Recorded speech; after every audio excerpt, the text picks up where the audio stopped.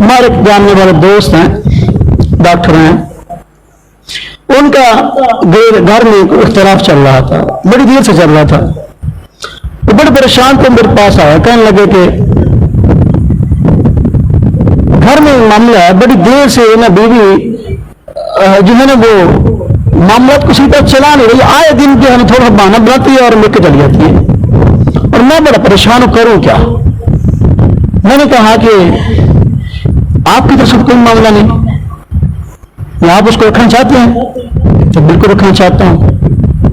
मैंने कहा ठीक है, आपका क्या ख्याल है, अगर उसकी इस्लाह की जाए तो हो सकती है? कहता है हो तो सकती है, लेकिन तू करने वाला नहीं है। मैंने कहा आप खुद कर दें, आप खामंद है। कहता है कैसे? कहते भी अपने मेको के यहाँ गई हुई है। मैंने कहा आप उसको फोन करें, हाल बार पूछे, फिर उसको कहे तुझको तलाक है, बस एक मरतबा कहना है।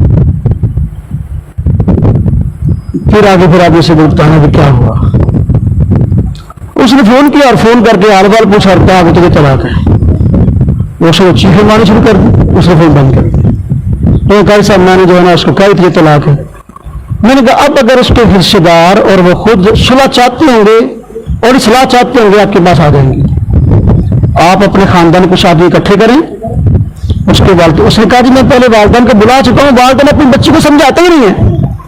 मैंने कहा आप आएंगे, आए तो उनको बिठा लो और कुछ बातें मनवाओ, तो हम सुलह कर लेंगे, लेकिन ये हमारी शर्तें हैं, इन मामला के साथ हमारे साथ चलिए, हमारा कोई मामला नहीं है, हम सुलह कर लेंगे। चुनाव ऐसा ही हुआ, वो इकट्ठी होकर आगे बात चली, पंचायत हो गई।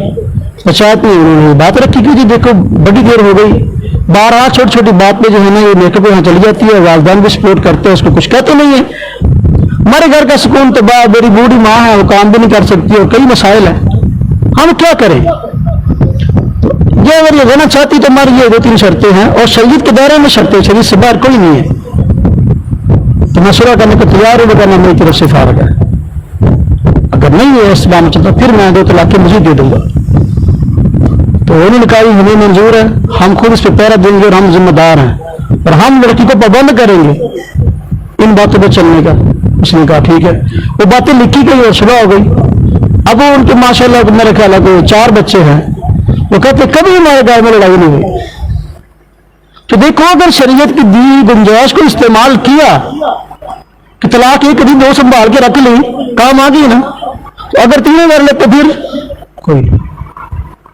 अगर इंसान अपनी बीवी को 3 तलाकें दे दे, 3 तलाकों के बाद सुलह की कोई सूरत, कोई गुंजाइश बाकी नहीं रहती मेरे भाइयों।